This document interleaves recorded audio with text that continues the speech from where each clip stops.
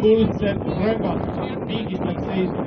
5 viiks punktiga ette ja 6 juba 2 punktiga juhtima ja siis jääb vaid viimane ala, aga on võimalik ka jääda praegusel hetkel teisele kohale, kolmandal kohal on praegu 19 punkti. Rüütel Jaagup ja hobune Tapp tulevad rahulikult galopist ja Rüütel Jaagup esimene rõngas tuli, teine rõngas tuli ja kolmas rõngas ei ole sõnum. Rüütel Jaagup on esimesest jookist võtnud 3 kuldset rõngast ja Rüütel Jaagupil on hetkel koos 23 punkti, 1 punkt vähem kui Rüütel Priidul.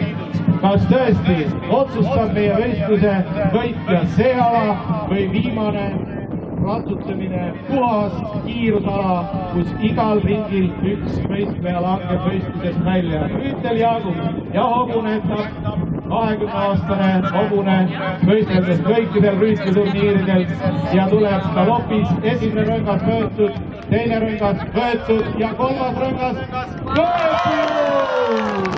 Ja hobune Tapp on teinud imelise sõidu oma rüütliga ja 6 punkti juures ja Jaagup hobusele Tapp on läinud võistlust juhtima 26 punkti Priidu 24 vastu. Aga jätame meelde, võitja viimasel alal saab 7 punkti, teine koht 5 punkti ja nii edasi.